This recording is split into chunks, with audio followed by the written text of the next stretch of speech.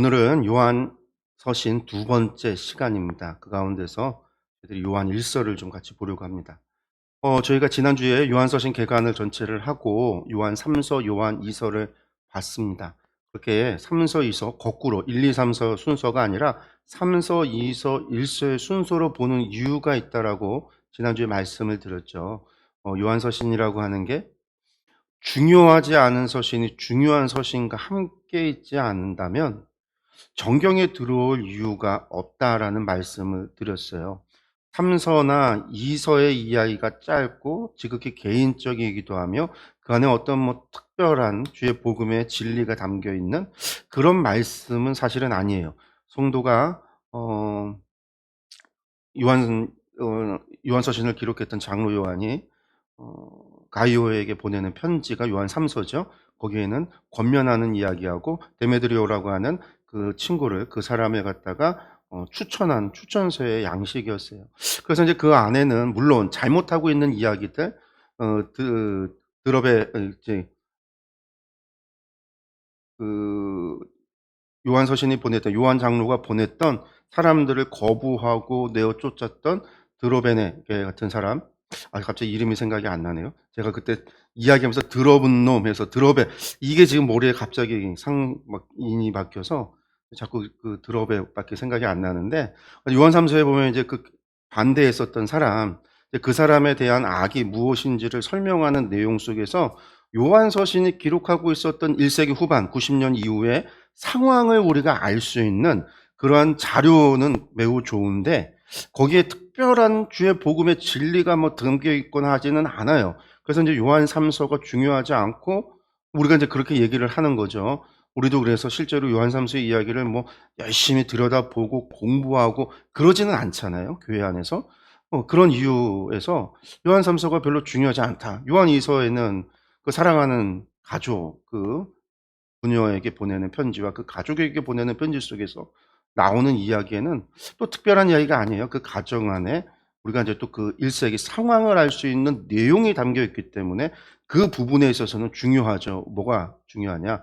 적그리스도, 예수님의 성육신을 부인했던 적그리스도가 거기에 등장하고 있기 때문에, 이야기를 하고 있기 때문에, 그리고 더 중요한 거는 그런 적그리스도가 이미 많이 나왔다라고 이야기하는, 그래서 이제 오늘날 이단들이 이야기하는 누구가 적그리스도다라고 말하는 것이 전부 다 거짓말이라고 하는 이유가 요한 2서에서 나오는 이야기 때문에, 또 이제 오늘 요한 1서에서도 그 이야기를 우리가 볼 수 있는데, 어쨌든 그 이야기 때문에 그들의 이단의 이야기가 거짓말이라는 걸 알아요.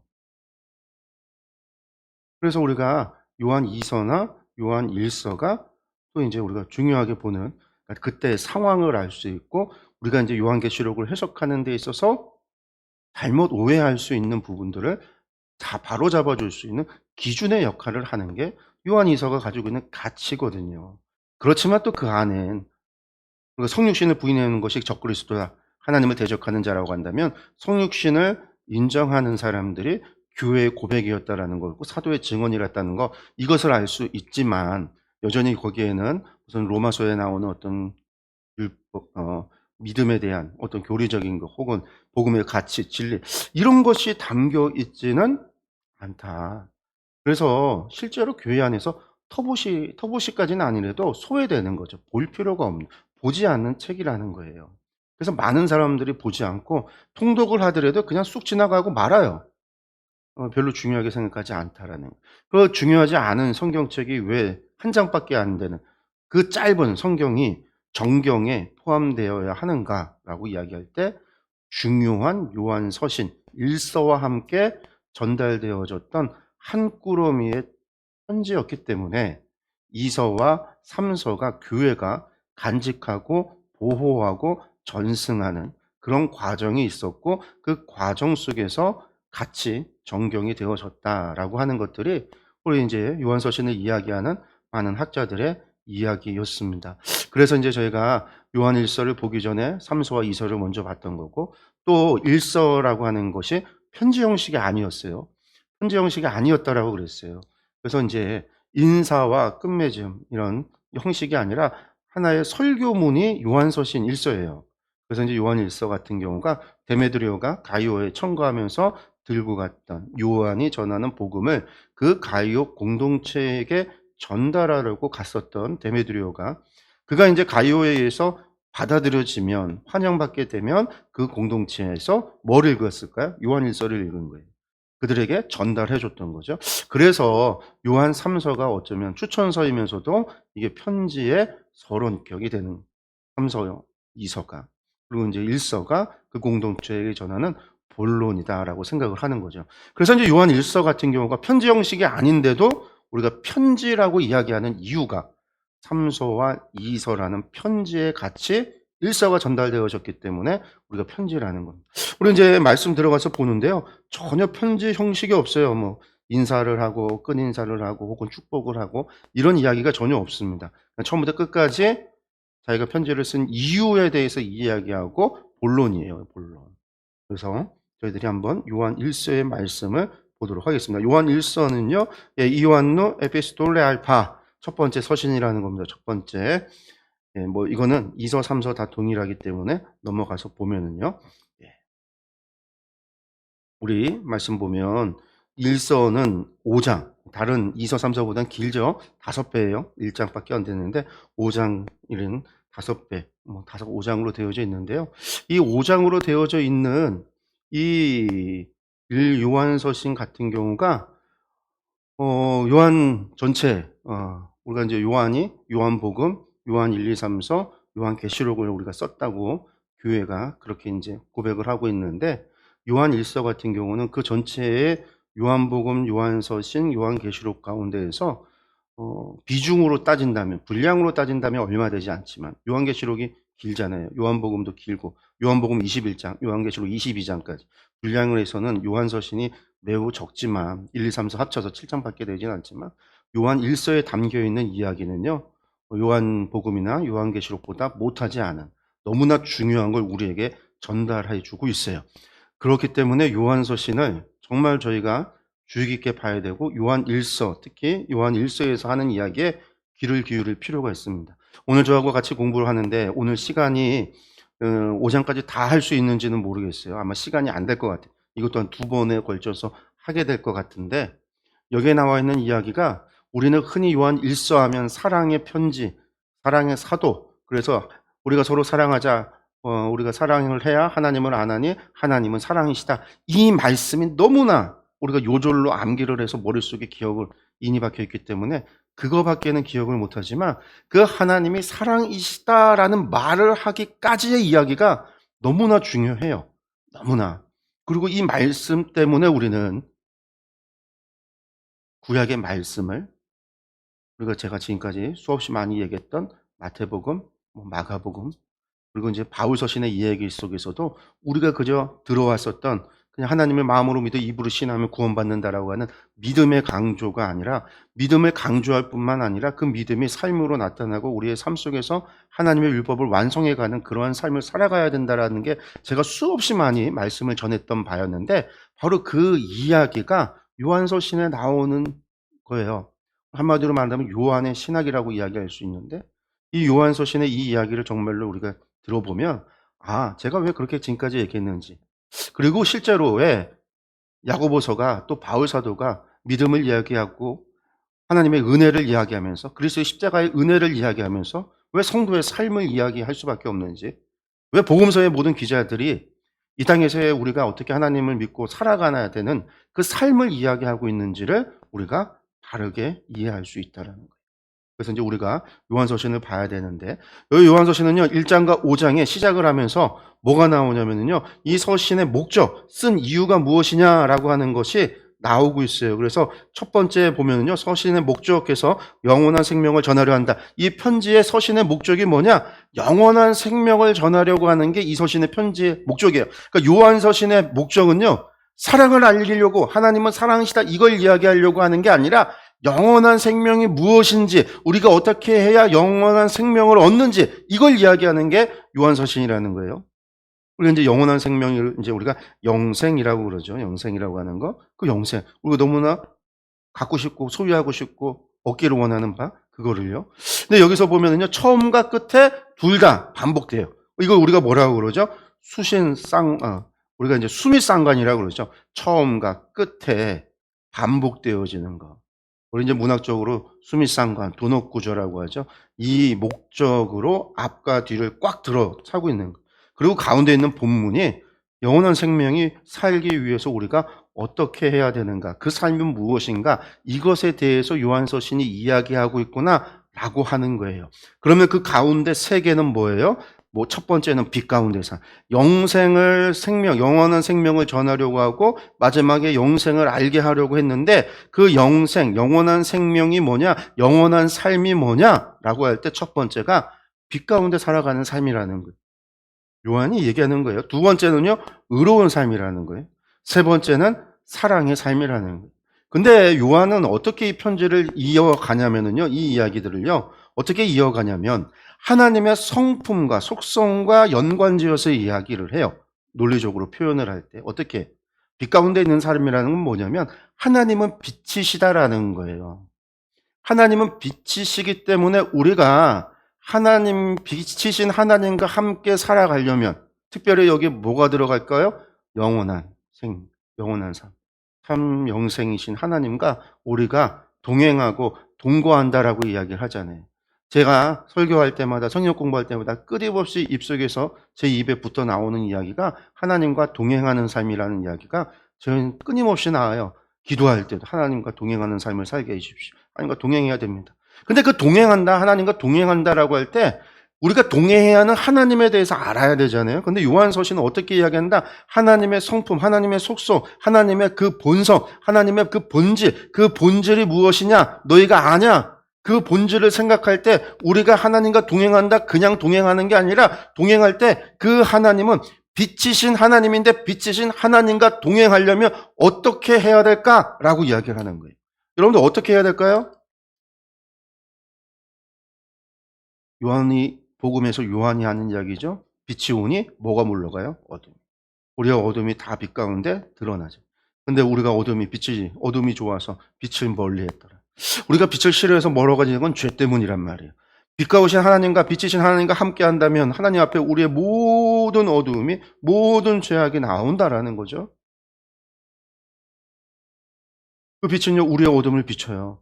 우리의 모든 어두움을 가리켜요. 그것을 다 끄집어내요. 그 하나님과 영원히 같이 동행한다. 여러분들 생각해 보신 적 있어요? 그걸 요한이 이야기하는 거예요. 두 번째는요, 하나님은 의로우시다라는 이야기죠. 하나님, 의로우신 하나님과 동행한다라는 거는요, 하나님은 거룩하시기에 우리에게 무엇을 요구할까요? 창세기부터 시작해서 요한계시록까지 변함없이 하나님께서 우리에게 요구하시는 것, 내가 거룩하니 너희도 거룩하라. 사실 구약 성경의 하나님은요, 거룩하신 하나님이에요. 그래서 구약 성경에서는 끊임없이 거룩을 요구하셨어요. 신약의 하나님은 어떻게 비춰지죠? 사랑의 하나님으로 우리가 봐요. 예수 그리스도의 십자가의 죽으심과 그 속죄함을 통해서. 그 요한 1서에서 하나님은 사랑이시다라고 해서 우리가 보통 신약 성서에서의 하나님은 사랑의 하나님, 구약 성서의 하나님은 거룩하신 하나님. 그래서 구약 성서는 거룩을 요구하고 신약 성서에서는 사랑을 요구합니다. 우리가 그 구분해서 나눠놓고 거룩이기 때문에 율법을 지켜 행하고 우리가 의로운 삶을 사는 것은 구약 시대 때 율법 아래서 살아갈 때고 우리는 사랑의 시대에 은혜의 시대에 은혜로 말미암아 살아간다 이야기해요. 맞아요. 은혜로 사는 것이 맞지만 구약의 거룩이 다 폐하여졌는가? 아니라고 그랬잖아요. 예수님이 완성하셨더라. 예수님도 그 말씀을 지켜 행했잖아요. 그래서 6월절만 되면 6월절 지키러 예루살렘에 올라가시잖아요. 요한은 그 얘기를 하는 거예요. 하나님은 의로우시다. 의로운 하나님과 우리가 같이 살려면 어떻게 해야 될까요? 우리가 의롭지 아니하면 하나님과 동행할 수 없어요. 요한은 그 이야기를 하는 거예요. 세 번째가 사랑이에요. 하나님은 사랑이시다라는 거예요. 하나님은 사랑이시기 때문에 우리가 사랑하지 아니하면 하나님을 알지 못한다. 우리가 하나님을 알기 위해서 하나님을 사랑해야 된다. 그래서 그러한 삶을 살아가는 게 영원한 삶을 살아가는 거예요. 그런 하나님과 우리는 영원히 동행해야 된다라는 거예요. 이게 요한이 이야기하는 말이에요. 그래서 우리가 요한서신의 이야기, 우리가 그냥 그저 사랑의 이야기만, 하나님은 사랑이시다, 우리가 서로 사랑하자, 이것만 생각하면 안 된다라는 거예요. 우리가 한 번이라도 생각했냐? 여러분들 생각해 보셨어요? 하나님과 영원히 함께 해야 되는데 우리가 죄 가운데 하나님과 영원히 함께한다. 여러분들 생각해 보세요. 하나님은 속성은 빛이세요. 그 빛이신 하나님은요. 또 하나님은 의로우신 분이에요. 그러니까 죄를요 가만히 용납하고 내버려 둘 수 없어요. 하나님은 빛의 성품은 우리에게 끊임없이 우리의 어두움을, 우리의 죄를, 우리의 부정함을 끊임없이 들춰낼 거예요. 우리식으로 얘기하면 뭘까요? 지적자하는 거죠. 너 이거 잘못했다. 너 이거 잘못했다. 너 이거 잘못했다. 저희 애들이 저희 딸이 6학년인데요. 한번 뭐 하면요 잔소리한다고 싫어해요. 같은 말 두 번만 반복해도요 그때부터 막 짜증을 내요. 사춘기가 와서 그러는지 모르겠는데.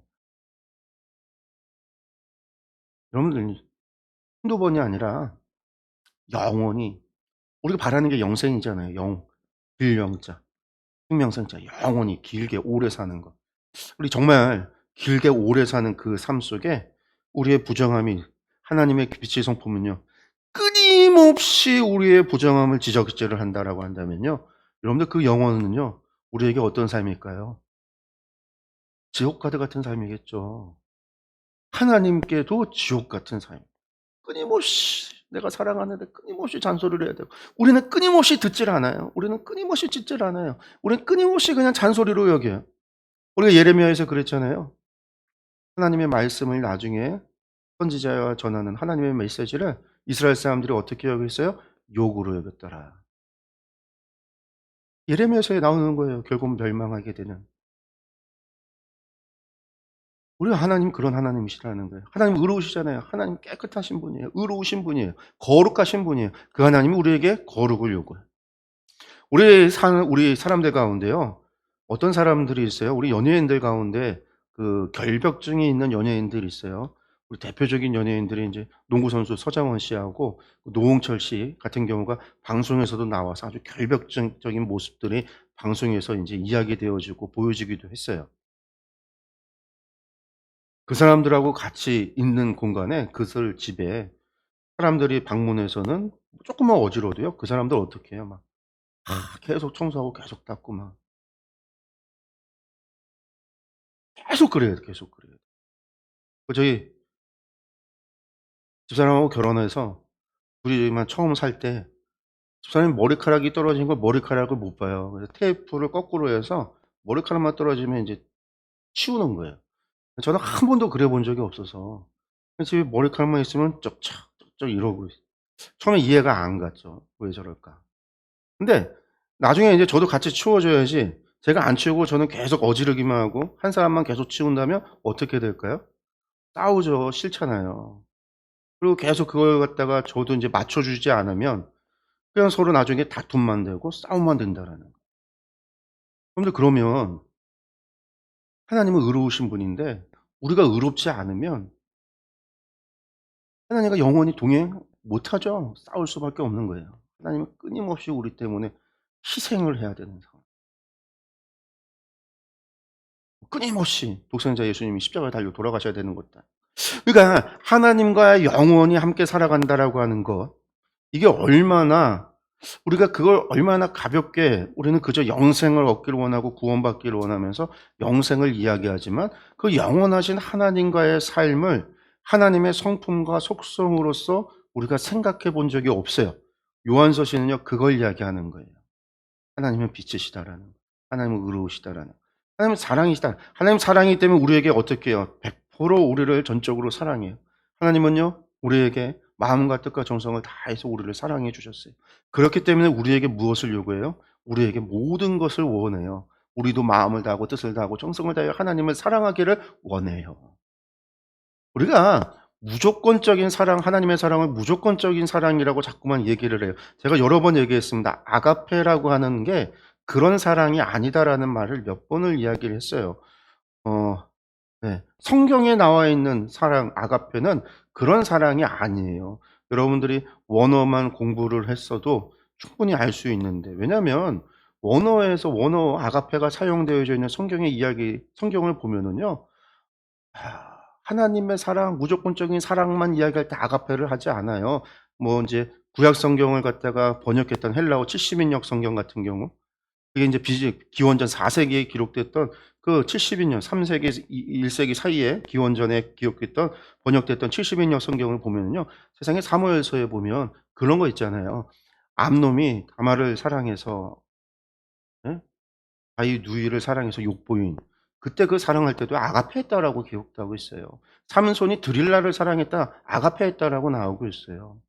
잠언서에 은금을 사랑하니 돈을 사랑하니 할 때도 아가페 이렇게 얘기를 해요. 그러니까 아가페라는 말이 우리가 생각하듯이 그 단어가 그런 게 아니었는데 나중에 하나님의 사랑을 표현하는데 하나님의 사랑과 육적인 사랑과 뭐 우정 이런 것들을 구분해서 표현하고 싶어서 나중에요. 나중에 헬라어의 단어 가운데 그 아가페라는 걸 갖다가 성경을 아가페로 기록을 했으니까 헬라어로 번역을 할 때 아가페라는 단어를 갖다가 사랑이라는 말을 아가페라는 단어를 가져다가 썼기 때문에 이제 제일 중요한 거는 이제 또 신약성서 복음서를 썼던 사람들이 하나님을 사랑하라, 하나님을 마음을 다하고 뜻을 다하여 하나님을 사랑하고 네 이웃을 사랑하라 라고 할 때 아가페를 썼거든요.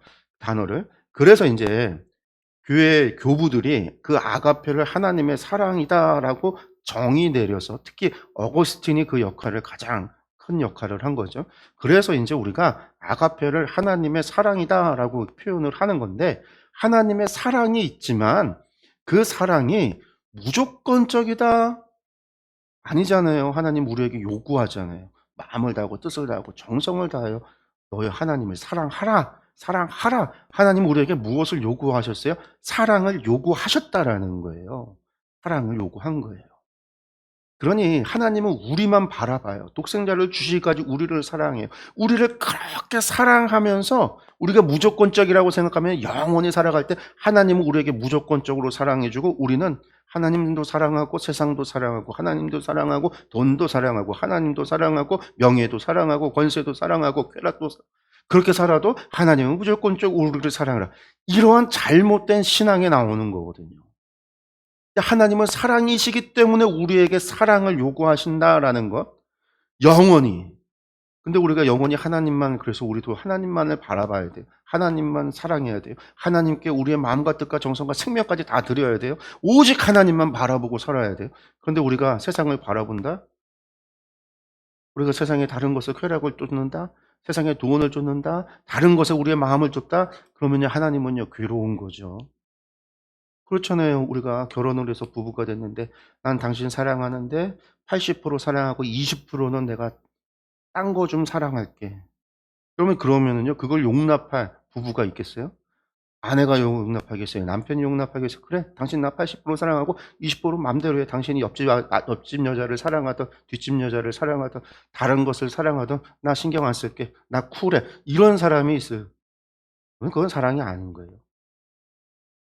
하나님은 영원히 우리가 영원히 하나님만을 바라야 되는 하나님만을 바라봐야 되는 그 이야기가 요한서신의 이야기예요. 오늘 우리가 봐야 되는.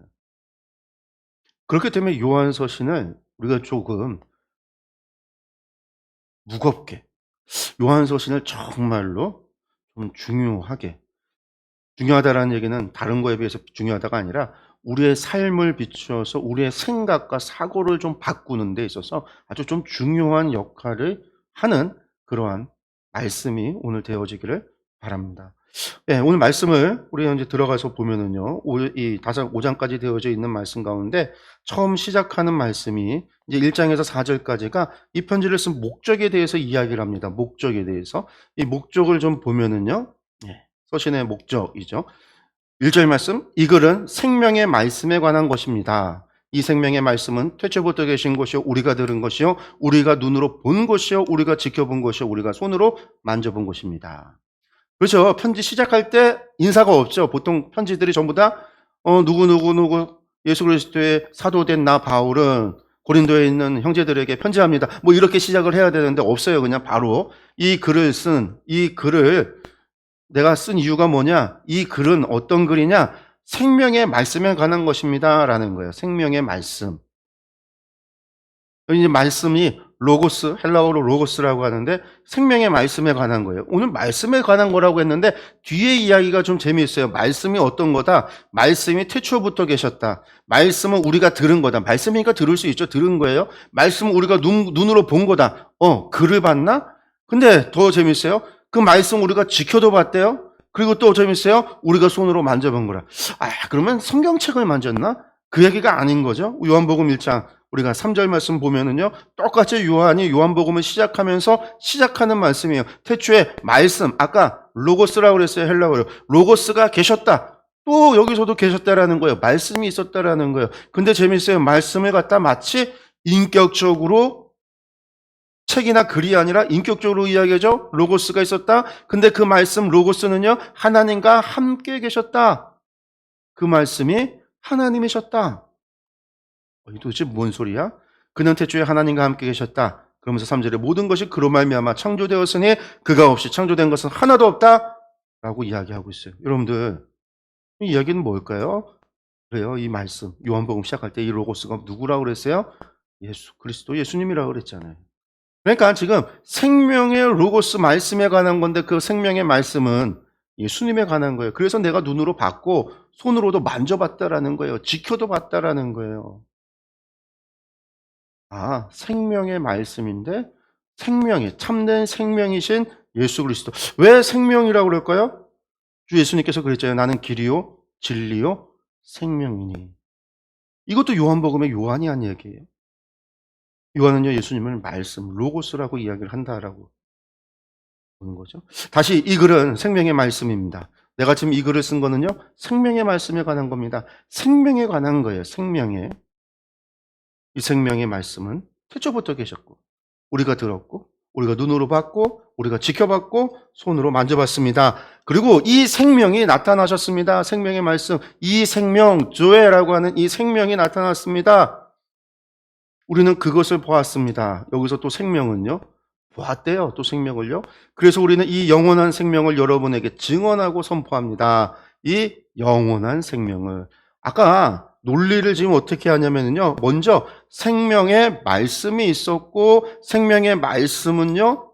언제부터 있었어요? 태초부터 계셨고 우리가 봤고 눈으로 봤고 우리가 지켜봤고 들었고 손으로 만졌. 태초부터 있었던 생명의 말씀이었고 두 번째 생명은 또 생명이 나타났는데 우리가 또 그 생명도 받고 그래서 우리가 영원한 생명을 그러죠. 태초부터 있었던 말씀이 영원한 태초부터 있었던 이 영원한 생명을 우리가 이제 이 생명이 누구 뭐다? 예수님이다. 우리가 보았던 내가 길리요 진리요 생명이라고 했다. 그러니까 여러분들 영원한 생명 사실 여러분 이게 영원한 생명을 한자로 표현하면 영생이 되는 거예요. 영생. 우리가 그렇게 구원받고 우리가 그렇게 원하는 중국을 통일했던 진시 황제가 불로초를 먹고 영원히 살기를 바랬던 수천 년의 역사 가운데 모든 권력자들이 끝끝내 모든 것을 이루고 나서 그들이 소망했던 게 영생이잖아요. 불로초를 구하는 영원히 살기를 원하는 그 영원한 생명이 주님 예수님이라는 거예요. 그래요. 증언하고 선포합니다. 이 영원한 생명은 아버지와 함께 계셨는데 우리에게 나타나셨습니다. 우리가 보고 들은 바를 여러분에게 선포합니다. 여러분들 영생이 뭐라고요? 예수님이시다라는 거예요. 여러분들 영생 얻기를 원합니다. 내가 영원히 살기를 원한다고 그랬는데 우리는 전부 다 우리가 구원받아서 우리가 영원히 살기를 원한다고 영생을 얻기를 원한다고 표현을 했는데 요한의 기자 요한은요. 그 영생은 우리가 얻는 그것이 아니라 예수님이 영생이라는 거예요. 예수님이 생명이라는 거예요. 예수님이 영원한 로고스 말씀이라는 거예요. 주의 생명이라는 거예요. 그럼 우리가 어떻게 영생을 얻어요? 3절 말씀 봐요. 우리는 여러분도 우리와 서로 사귐을 가지기를 바라는 것입니다. 우리의 사귐은 아버지와 또 그의 아들 예수 그리스도와 함께하는 사귐입니다. 교제하기를 원한다라는 거예요. 편지를 썼는데 이유가 너희와 우리가 사귐 있기를 원한다. 그래서 우리가 영원한 생명이신 예수 그리스도에 대해서 전해주려고 그런다. 근데 이 사귐이라는 것이 뭐냐면 우리가 만나서 쎄쎄쎄하고 그런 게 아니라 아버지와 아들 예수 그리스도와 함께하는, 하나님과 더불어, 예수님과 더불어 생명이신, 영원한 생명이신 예수님과 함께하는 사귐입니다. 예수님과 함께 더불어 사는 것입니다. 라는 거예요. 요한은요, 요한복음에서도 그 얘기를 해요. 우리는 포도나무, 주님은 포도나무에 우리는 가지라. 가지가 나무에 붙어 있어야 뭘 할 수 있다고요? 생명, 열매를 맺을 수 있어요. 가지가 열매 맺지 못하는 건 죽은 가지거든요. 열매를 맺은 생명의 근원이 되시는 예수님과 연합할 때에, 붙어 있을 때에 열매를 맺는다. 이게 이제 요한의 신학이에요. 요한이 지금 이야기하고 있는 것은요, 1절, 2절, 3절을 통해서 이야기하고 있는 것은 우리는 여러분들에게 영생에 관해서 이야기하려고 합니다. 영생이라고 하는 거, 우리는 영원히 오래 사는 거, 길기 천년 만년 살아가는 그 영생을 우리가 생각을 하는데, 여러분들은, 제가 전하는 영생은요, 예수 그리스도예요. 그래서 참된 생명인, 참 생명인, 영생이신 그 하나님, 그 예수님과 우리가 함께 한다라는 거, 동행한다라는 거, 함께 살아간다는 거. 그래서 주님이 우리 안에, 우리가 주님 안에라고 이야기하는 그 함께 살아간다라고 하는, 더불어 산다라고 하는 거, 이런 교제와 사귐이 있다라는 거, 여러분들 그게 무엇인지 아세요? 저는 그것을 이야기하려고 하는 겁니다. 여러분들 이게 요한서신의 목적이에요. 기록한 목적. 제가 아까 전체 보기를 띄워놓고 오랜 시간, 거의 20분 동안을 한 이야기, 우리가 영원히 천년만년, 억만년 살아가는 그 삶, 우리는 다 영생을 이야기하면서 그걸 이야기하고 그걸 바라요. 그러면서 바라는 게 도대체 뭐예요? 천국의 성 같은, 그림 같은 집에 으리으리한 금은보화가 가득한 곳에서 떵떵거리며 왕같이 살아가는, 내 맘대로 살아가는 삶? 그게 아니라는 거예요. 그게. 제가 가끔 예배, 성경 공부, 이제 오후 예배나 설교 때는 그 얘기는 안 하는데, 또 주일 오후 예배 때나 성경 공부할 때 그런 얘기를 해요. 천국 환상 보고 꿈꿨다라는 사람들. 그런 것들에 대해서 제가 좀 부정적인 이야기들을 좀 많이 하죠, 제가. 대부분 그것은 자신이 바라는 것, 원하는 것, 그것을 꿈으로 꾸고, 그게 뭐 진짜 꿈이다 아니다 중요하지 않아요. 그가 하나님이 주신 진짜 꿈일 수도 있지만, 그렇지만 천국은 그들이 이야기하는 것과는 다르다라고 이야기를 제가 많이 부정적으로 이야기를 해요. 왜요?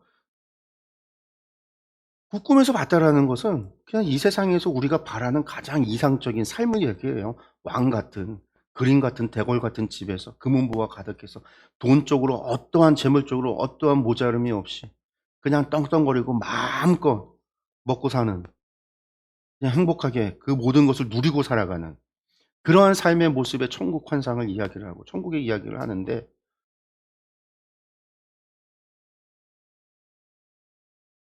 하나님 나라에서 누가 주인이고 누가 종이고, 누가 왕이고 누가 신하고, 누가 가정부고 누가 밥 해주는 사람이고, 이제 그런 얘기를 하잖아요. 천국이 아니다. 천국에서 무슨 또다시 계급이 나누지. 금으로 길이 만들어지지만 그거 돌이지. 그게 금. 금은 희소성이 있어야, 보석이라는 건 희소성이 있기 때문에 가치가 있는 건데, 희소성이 없는 세상에서 희소성이 없는 것을 갖다가 가치가 있다라고 이야기할 수는 없는 거죠. 천국이 그런 것이 아니, 성경에서 말하는 건 끊임없이 하나님과 영원히 함께라는 것. 우리가 자꾸만 이 땅에서 바라는, 사실 그런 천국은요, 어디에 나오냐면요, 불경 읽어보면 불경에 나와요. 불경에. 극락. 여러분들 극락이 그런 곳이에요. 극락이. 그리고 저희 이슬람의 하렘. 이슬람의 저기 천국감이 하렘이라고 그러잖아요. 그래서 하늘, 그들의 바라는 천국의 하렘을 이 땅에다가 만들어 놓잖아요. 그 이슬람 사람, 무슬림들은 천국 가면요, 일단 아내가, 남자는요 아내가 7명인가 그래요. 그 7명 여자들은요, 자기들이 애쓰고 수고해서 천국 가는 게 아니라요, 남편이 죽을 때, 남편이 죽어서 내 아내 7명을 누구누구누구를 내 하렘에 받아들이겠습니다 해야 구원받아서 하렘 들어간단 말이에요. 그래서 그게 무슬림이 바라는 천국, 저 불경에서 나오는 불교인들이 말하는 극락, 사실 그런 거예요. 그런 거. 그게 성경에선 그런 이야기가 없는데, 물론 이제 계시록에 보면 새 예루살렘에 대해서 20장, 21장 보면은, 21장에 보면은 이제 막 온갖 보석으로 치장되어져 있는 예루살렘의 모습이 막 나와요. 근데 그게 다예요. 그게 다. 그게 다. 그건 예루살렘 성전이죠, 성전. 우리가 예루살렘과 새하늘과 새 땅이라고 할 때 예루살렘, 예루살렘의 모습이, 하나님의 도성의 모습이 그렇게 아름답고 그렇게 좋은 거다라는 상징의 표현인 것이지. 중요한 건 그게 아니란 말이에요. 영원히 우리가 이제 거기에서 초점을 바꿔야 된다라는 거예요. 제 얘기는 영원히 하나님과 함께 하는 거예요. 여러분들 천년만 년을 하나님과 함께 살아가야 돼요. 천년만 년, 억만 년 끝이 없는 세상을요, 하나님과 함께 살아가야 돼요. 그 하나님은 전지하셔서 우리의 속마음과 생각과 모든 것까지 다 알고 계세요. 그 하나님께서 네가 나를 사랑하냐 안 하는지 다 알고 계시다라는 거예요. 그 수천만 원, 수억 년을 갖다가 오직 영원히 하나님만 바라고 하나님만 사랑하는 그러한 삶이에요. 어떤 세상에 갇히고 부고 내가 뭘 누리고 내 집이 어떻고 이거에 대해서 볼 필요도 없어요. 관심도 없어요. 하나님만 바라는데, 하나님과 함께 하고 있는 건데 무슨 천국에 내 집이 어떻고 보석이 어떻고 어떻게 치장되고 세상에 여기서 하나님 아멘 하면은 자기 집에 잔디가 하나씩 쑥쑥 올라온다고 부흥 강사 그런 얘기하는 것까지 들어봤어요, 제가.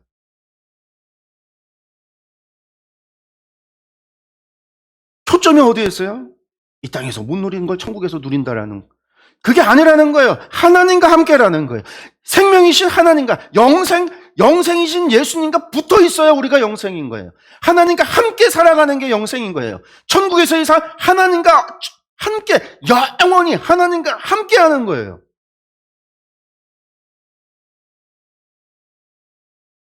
당신들이 아니야.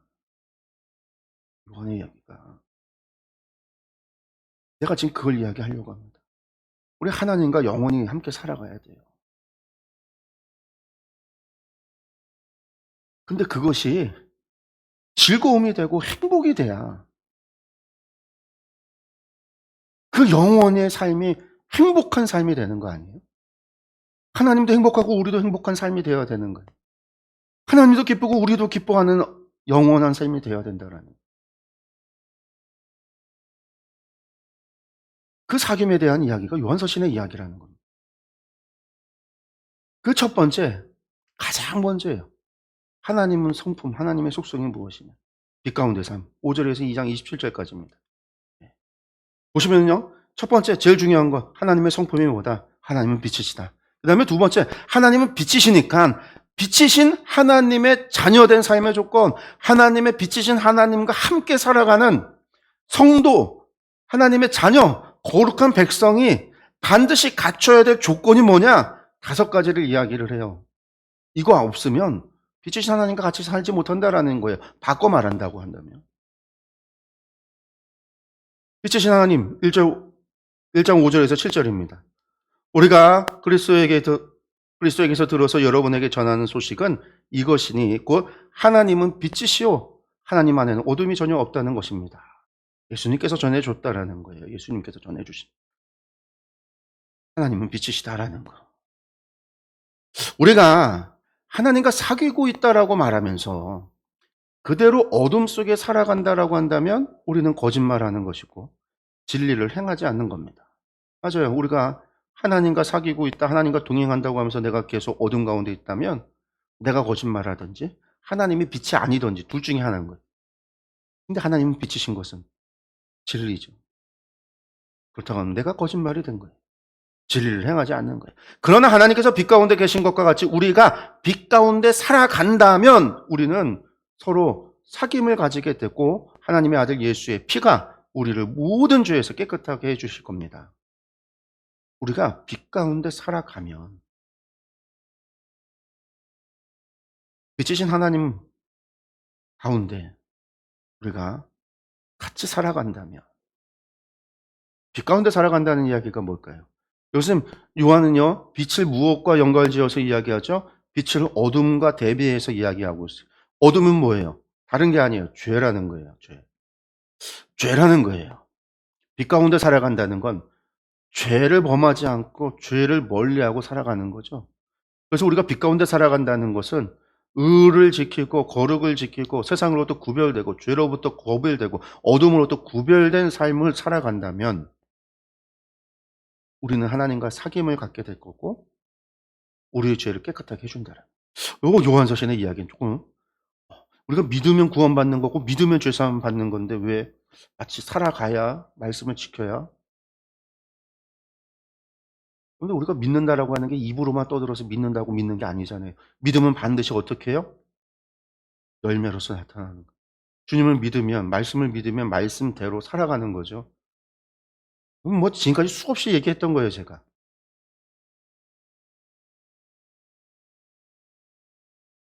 우리가 신뢰해야 신뢰하는 사람의 말을 믿고 말을 믿으면 따라가는 거죠. 순종하는 거예요. 행한다. 모든 죄에서 깨끗하게 해 주십니다. 하나님은 빛이시다라는 거. 그런데 하나님은 빛이십니다. 이제 그 빛이신 하나님의 자녀. 우리가 그러면 빛에 살아간다는 게 뭐냐? 하나님의 자녀된 삶의 조건, 5가지 조건, 이 5건의 조건을 충족하지 못한다면, 하지 못한다면 우리는 하나님과 빛이신 하나님과 동행한다라는 말은 거짓말이다. 아예 먼저 선포하고 시작하는 거예요. 8절에서 10절 죄를 자백해라 라고 이야기합니다. 우리가 죄가 없다고 말하면 우리는 자기를 속이는 것이요 진리가 우리 속에 없는 것입니다. 여러분들 죄가 없다고 우리가 말한다면 거짓이라는 거예요. 성경 우리에게 뭐라고 얘기하고 있어요? 우리가 죄가 없다가 아니에요. 우리는 죄인이다라고 이야기하고 있습니다. 우리 모두는 죄인이에요. 그래서 우리가 우리 죄를 자백하면요. 우리가 우리 죄를 자백한다라는 말이 지금 신부님 앞에 가서 고해성사라는 게 아니에요. 8절하고 연결해져서 뭐예요? 우리가 죄인이다라고 하는 것을 고백한다라는 것. 내가 죄인이다라는 것을 인정한다면, 내가 어둠에 속한 자식이라는 걸 인정한다면, 내 안에 부정하고 악한 죄가 있다라는 걸 인정한다라고 한다면 하나님은 신실하시고 의로우신 분이셔서 우리 죄를 용서하시고 모든 불의에서 우리를 깨끗하게 해주신다라는 거죠. 여러분들 우리가 죄를 인정해야 우리가 나는 스스로 이 죄의 상황 속에서 내가 스스로 나를 벗어날 수 없구나. 사도 바울이 그랬죠. 나는 공고한 자로다. 누가 나를 이 죄의 수렁텅이에서 나를 구원해내랴. 사도 바울이 도대체 무슨 죄를 그렇게 많이 져서 나는 괴수 중에 괴수라 이런 얘기를 할까요? 아니란 말이에요. 사람의 인간의 힘으로 할 수 있는 게 아니라는 거예요. 여러분들 내가 더 이미 더러워지고 내가 악한데 내가 면벽 수련한다고 굴에 들어가고 병만 보고 면벽 수련한다고 9년 몇 년 면벽 수련한다고 내 죄가 사라지냐? 아니잖아요. 죄는요. 죄의 값을 치러야 되는 거예요. 죄의 값을 치러야 된다라는 거예요. 근데 죄의 삭은 뭐라고 그랬어요? 사망이라고 그랬습니다. 우리가 할 수 있는 게 아니에요. 그래서 내가 죄인인 줄 알아야 내 힘으로는 안 되고 어떻게 하면 나를 이 죄의 사망의 이 죄 가운데서 나를 구원할 수 있을까? 내가 여기서 살아날 수 있을까? 구원받을 수 있을까? 갈망하게 되는 거. 그 갈망 속에서 주님의 십자가를 갈망하게 되고 은혜를 갈망하게 돼요. 그런데 그래야 주님의 십자가를 믿고 죄사함을 받을 수 있는 거예요. 내가 죄인이라는 사실을 인정하지 못하는 사람은 당연히 주님의 십자가를 믿질 않아요. 의지하지도 않아요. 바라지도 않아요. 그래서 그런 얘기가 있는 거죠. 자신이 의인이다라고 생각하는 죄인과 나는 죄인이다라고 이야기하는 의인이 있다라고. 내가 죄인이다라고 고백해야, 자백해야, 내가 인정해야 우리는 죄사함을 받을 수 있어요. 다시 우리가 왜 죄인이죠? 우리는 태어날 때부터 우리 날 때부터 죄인이니까요. 10절에서 우리가 죄를 지은 일이 없다고 말하면 나는 죄 지은 적이 없는데 아무리 생각해도 나 지은 죄가 없는데 그러면 하나님을 거짓말쟁이로 만드는 거예요. 하나님은 우리가 죄인이라고 그랬거든요. 하나님의 말씀이 우리 속에 있지 않는 거다. 교회 다니는 사람들 가운데요 자신을 스스로 의인이라고 생각하는 사람들이 많아요. 그래서 남들을 갖다가 뭐예요? 재단하고 판단하고 비판하죠. 그렇게 말하는 사람 사실 교회 안에 너무 많아요. 신앙생활하면서 의롭게 사는 사람. 사실 의롭게 살아요. 그거는 칭송받아 마땅해요. 그래서 존경받아 마땅해요. 도덕적으로 흠없이 사회에서 바라볼 때 도덕적으로 흠없이 살아가는 사람들 정말로 박수받아 마땅해요. 그런데 그런 사람들일수록 영적인 교만함에 빠질 수 있는 거죠. 교만함이라는 거 결국 사단의 올무에 함정에 빠질 수 있는 거예요. 내가 그래서 그렇잖아요. 많은 어 그 모태신앙을 통해서 자란 사람들이 주님 만나기가 더 어렵다라는 이야기들을 해요. 어려서부터 신앙생활을 하면서 모태신앙으로 교회 생활을 하면서 교회가 생활이 되고 습관이 되고 교회 열심히 다니는 사람들이 특별히 죄 지을 일이 없어요. 다 착하고 교회 다니는 아이들이 착하게 살아가죠. 근데 주님을 만나지 못하는 경우들이 많아요. 늦게 만나는 경우도 많아요. 근데 세상에서 온갖 나쁜 짓 다 하다가 주님 만나 갖고 돌아오는 사람들 보면 또 많아요 막. 그런 사람들이 있어요. 막. 그 신앙생활 늦게 하는 사람들일수록 교회에 대한 열정과 하나님에 대한 열정이 있는 사람들을 봐요. 모태신앙 가지고 온 사람들이 대학만 올라가면요 교회 다 떠나가는데 대학 가서 전도받아서 교회에 온 청년들이 막 더 열정을 가지고 하나님을 믿고 섬기는 경우들이 많아요. 왜 그러냐면 내가 죄인인 걸 깨닫고 돌아오는 사람들이 죄 사함 받았다라는 그 큰 은혜에 감사하기 때문에 하나님을 향한 열정이 클 수밖에 없어요. 이건 뭐 성경에서도 로마서에서 바울 사도가 하는 얘기잖아요. 주님께서도 하신 얘기예요. 큰 죄를 사함 받았기 때문에 그것을 갖다가 감사를 표현하는 거잖아요. 근데 근데 그냥 의롭다고 산 사람들은 자신이 의롭다고 생각해서 남들 비판하고 막 손가락질. 영적인 교만함. 내가 죄인인 걸 알면요. 결코 누군가에 대해서 비난하고 비판을. 그 사람의 상황을 알지 못하잖아요. 그래서 조심해야 돼요. 특히 인제 교회에서 기도 생활 많이 하는 사람들. 교회에서 기도 생활 많이 하는 사람들이 남들을 상처 주는 이야기를 많이 하는 것을 많이 경험을 했어요.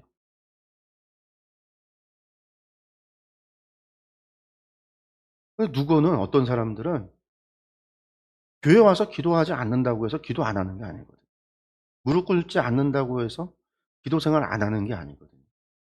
자신이 하나님을 섬기고 사랑하는 것, 자신의 삶의 처지에서 최선의 신앙생활을 하는 사람들도 있는데 그런 사람들을 나는 기도하는데 너는 기도하지 않는다고 손가락질하고 신앙이 없다고 이야기하는 사람들. 이런 사람들이 많아요. 신앙생활 열심히 하는 사람들 가운데. 기도 생활 많이 하는 사람. 봉사 또 많이 하는 사람들은 또 그거 안 하는 것 때문에 사실은 여건이 안 돼서 정말 삶이 힘들어서 그런 사람들도 있단 말이에요. 근데 그런 것들을 역지사지라고 그러죠. 그 사람의 상황이 돼 보지 않고 너무나 쉽게 이야기하는 것. 그래서 교회에서 가장 좀 조심해야 되는 게 신앙생활 잘하고 했던 사람들이 함정에 빠지는 않도록. 그래서 늘 겸손해야 되는 거예요. 겸손해야 되는 거예요. 특별히 나 자신에 대해서 나 자신의 의로움을 내세우는 거에 있어서 늘 조심해야 돼요. '나는 언제나 죄인이다.'라는 거. '나는 죄인이다.'라는 생각. '나는 죄 사함 받은 죄인이라.' 하나님께 용서받은 죄인이라는 거. 그래서 그 크신 은혜 속에 살아간다라는 거. 이게 없으면 안 되는데 이걸 놓치면 교만에 빠진다라는 거. 우리는 다 죄 지은 일이 다 죄인이라는 거. 죄 지은 일 없다고 말하면 우리는 다 하나님을 거짓말쟁이로만 하나님은 우리 다 죄인이라고 그랬죠.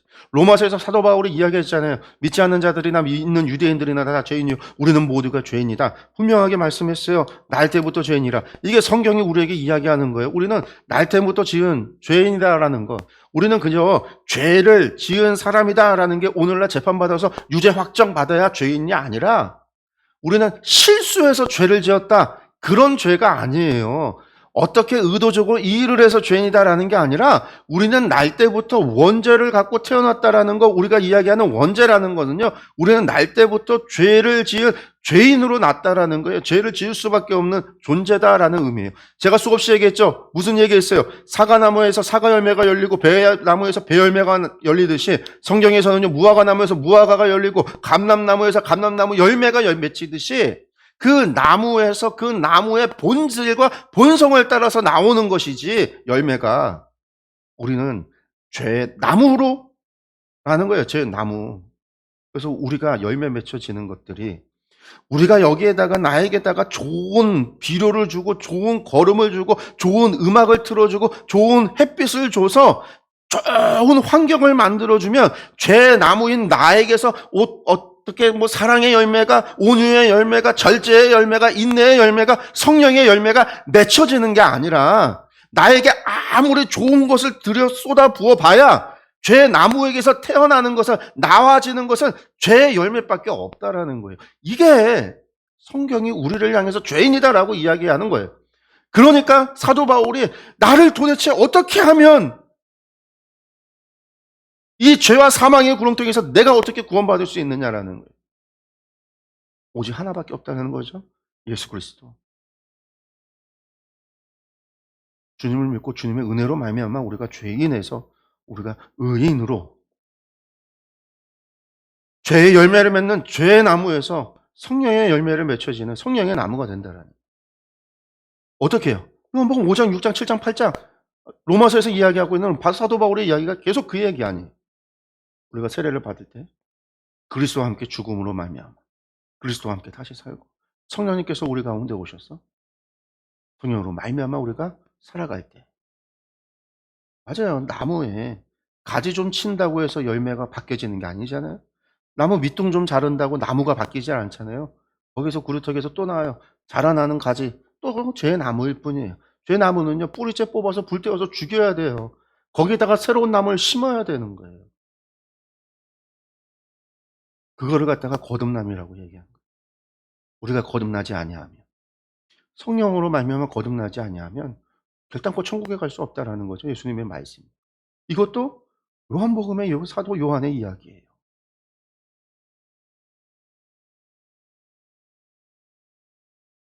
내가 죄를 자백하라라는 얘기는요, 내가 죄인이라는 것을 인정하라는 거예요.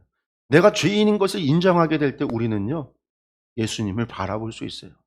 주님의 십자가를 바라볼 수 있어요. 주님의 은혜를 사모하게 돼요. 하나님의 은혜를 의지하게 돼요. 내 힘으로 아니에요. 하나님의 은혜로. 내가 죄인이라는 것을 인정하고 내가 죄사함 받았다라는 것을 인정하게 될 때 우리는 한없이 겸손해지는 거예요. 두 번째, 계명을 지켜야 된다는. 여러분들 빛이신 하나님이니까요, 우리의 죄를 낱낱이 비추어서 들추어서 보여주셨잖아요. 죄인을 고백하라. 첫 번째 너무. 죄인을 고백하지 않으면 하나님을 거짓말쟁이, 하나님 백성이 아니다. 그 다음에 두 번째는 계명을 지키라는 거예요. 야, 계명을 지키래요.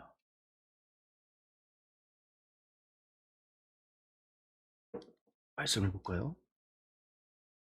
나의 자녀 여러분, 내가 여러분에게 이렇게 쓰는 것은 여러분으로 하여금 죄를 짓지 않도록 하려는 겁니다.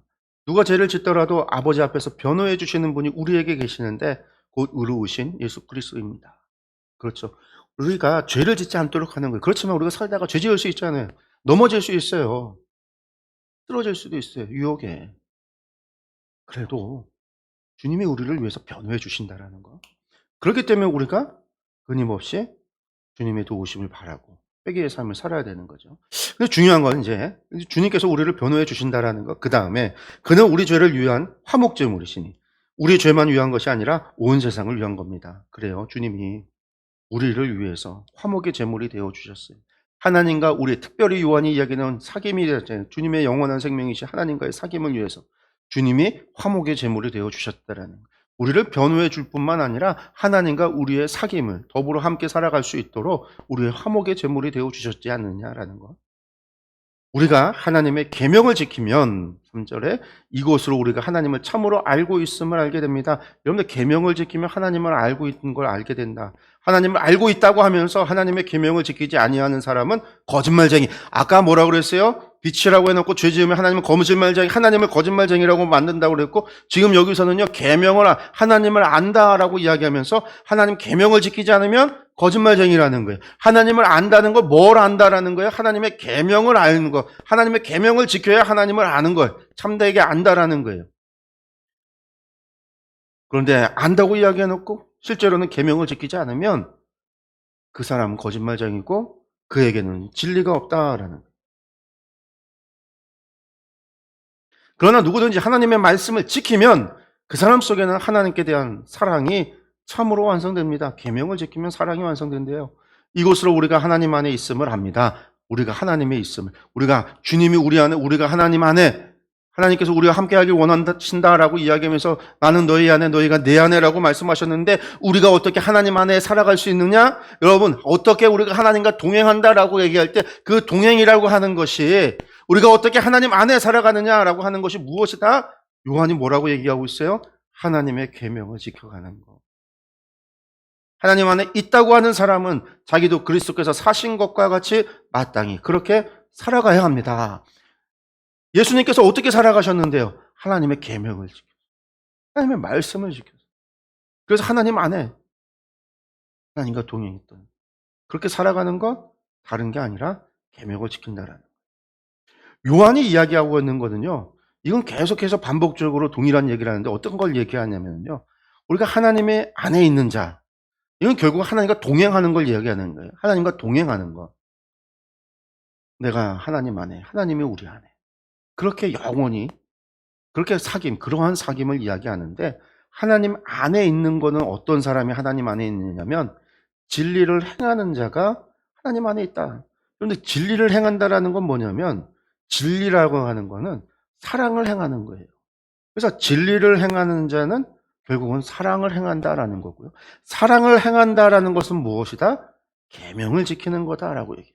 계명을 지키면 어떻게 되냐? 하나님께 대한 사랑이 완성된다. 우리가 하나님을 향한 사랑이, 그 사랑의 완성은 우리가 계명을 지킨다라는 거예요. 그리고 그 계명을 지키는 사람을 어떤 사람이라고 한다? 하나님을 아는 사람이다라는 거예요. 그 하나님 아는 사람이 어떤 사람이다? 하나님 안에 있는 사람이다라는 거예요. 돌고 돌죠. 하나님 안에 사는 사람은 그리스도가 사신 것처럼 살아가는 사람. 다시 하나님 안에 있는 자, 하나님 안에 있는 자는요, 진리를 행하는 자고 계명을 지키는 자예요. 하나님 안에 있는 자는 진리를 행하는 자고, 진리를 행하는 자는 어떤 사람이에요? 사랑을 행하는 자고, 사랑을 행하는 사람은요, 계명을 지키는 거고요. 계명을 지키는 자는요, 하나님을 아는 자고, 하나님을 아는 자는 하나님 안에 있는 자. 원으로 돌아가죠. 다시 돌고 돌아서 하나님 안에. 이게 다 연관돼 있어요. 그래서 여러분들 진리를 행하십시오. 아, 사랑을 행하라는 얘기구나. 사랑하십시오. 아, 계명을 지켜야 되는구나. 계명을 지키십시오. 하나님에 대해서 알아야 되는 건. 하나님을 아는 사람이 되십시오. 하나님과 동행하고 하나님 안에 있는 이야기하는 거구나. 요한은요, 이 이야기가 반복돼요. 그 다음에 계명을 지키라고 했으니까 형제를 사랑하라. 2장 7절에서 12절. 계명을 지키는 걸 뭐라고 한다고 그랬어요? 사랑한다라고, 사랑하는 거라고 그랬잖아요. 계명을 지키는 건 사랑하는 거다. 7절에서 11절. 사랑하는 여러분, 내가 여러분에게 써 보내는 것은 새 계명이 아니라, 새 계명이 아닙니다. 새로운 게 아닙니다. 여러분이 처음부터 가진 옛 계명, 그 옛 계명은 여러분이 들은 말씀입니다. 내가 새로운 거 주는 거 아니에요. 여러분들 다 알고 있는 거잖아요. 나는 다시 여러분에게 새 계명을 써 보내려고 합니다. 지금부터는 새 계명을 쓰려고 한다. 이 새 계명은요, 하나님께도 참되고 여러분에게도 참됩니다. 어둠이 지나가고 참빛이 벌써 비추고 있기 때문입니다. 빛 가운데 있다고 말하면서 자기 형제를 미워하는 사람은 아직도 어둠 속에 있습니다. 앞서 시작할 때는요, 뭐라고 했어요? 하나님은 빛이신데 빛이신 하나님 함께 한다고 해놓고서는 어둠 가운데 있으면 하나님은 거짓말쟁이 만든다고 그랬잖아요. 거짓말하는 거라고 그랬잖아요.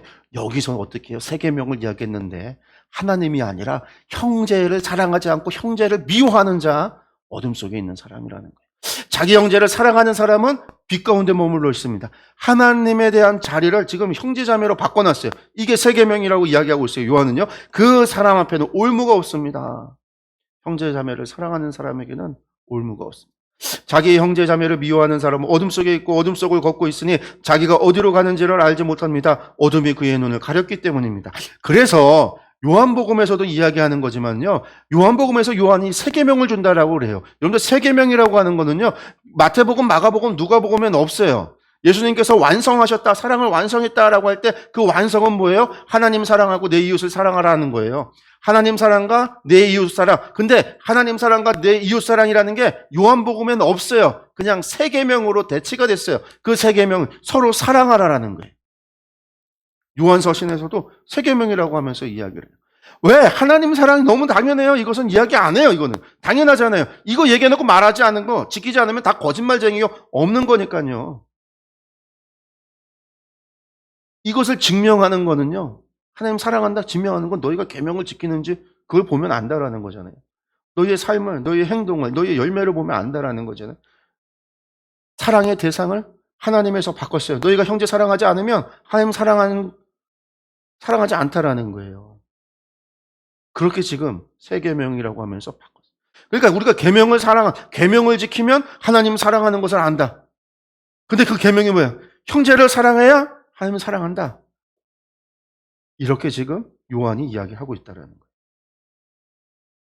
자기 형제 자매를 미워하는 사람은 어둠 속에 있고 어둠 속을 걷고 있으니 자기가 어디로 가는지를 알지 못합니다. 어둠이 그의 눈을 가렸기 때문입니다.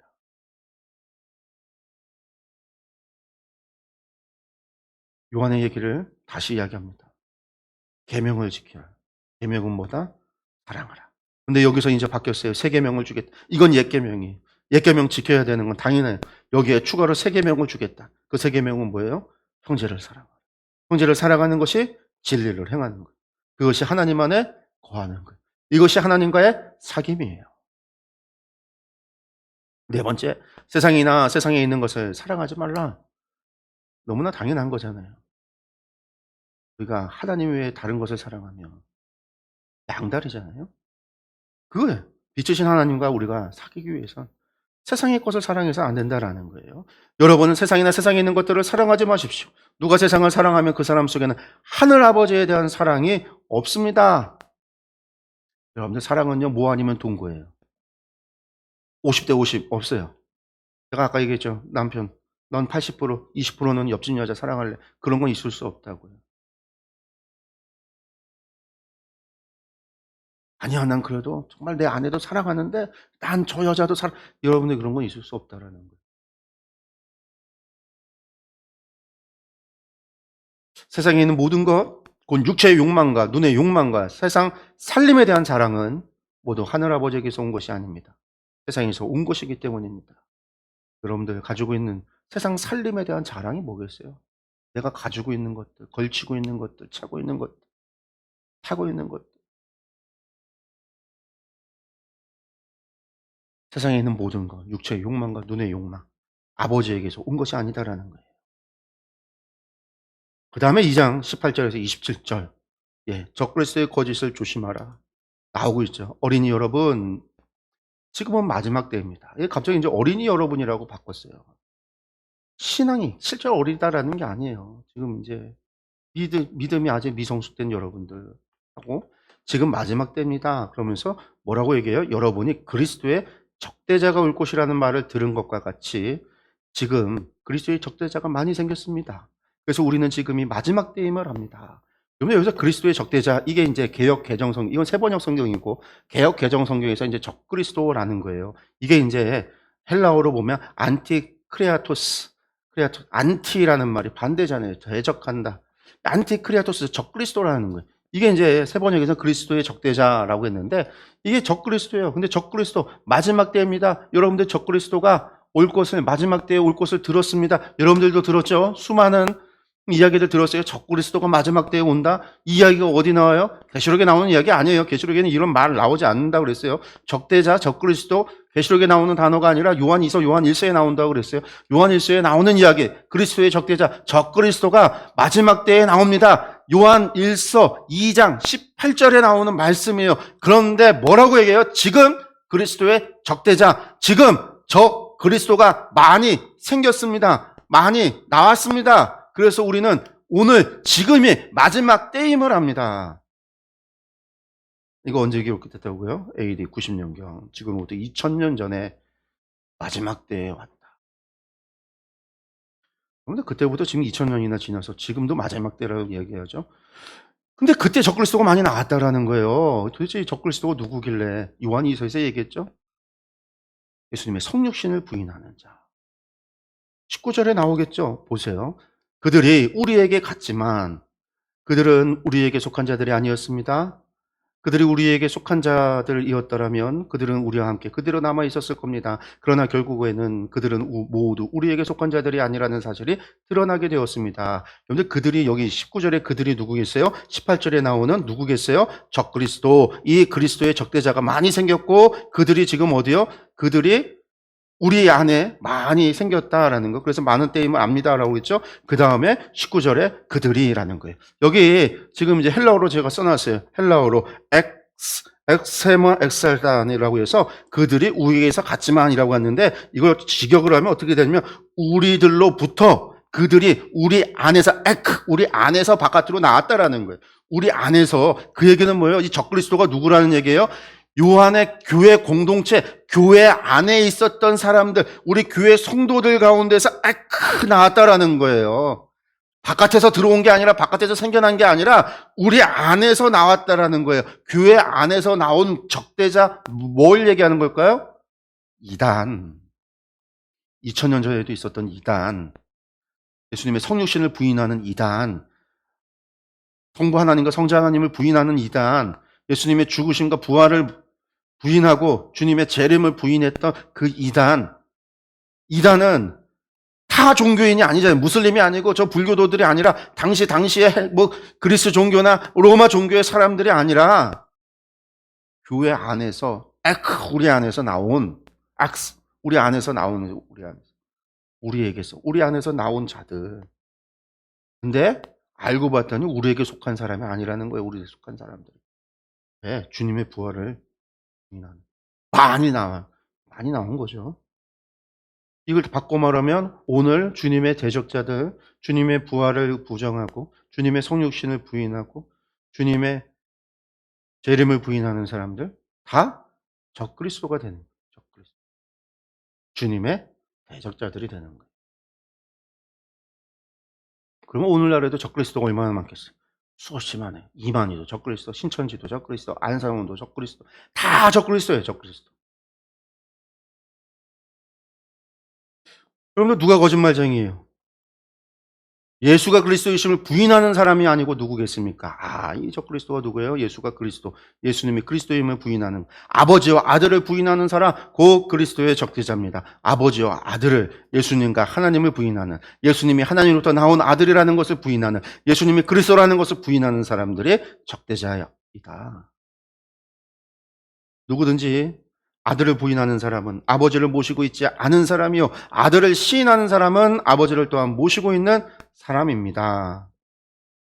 여러분이 처음부터 들은 것, 사도들을 통해서 들은 것 여러분 속에 간직하십시오. 여러분이 처음부터 들은 그것이 여러분 속에 있으면 여러분도 아들과 아버지 안에 있게 될 겁니다. 여러분들이 복음을 간직하고 그 말씀을 믿으면 여러분도 아들과 아버지 안에, 하나님 안에 있게 될 겁니다. 이것은 그가 친히 우리에게 주신 약속입니다.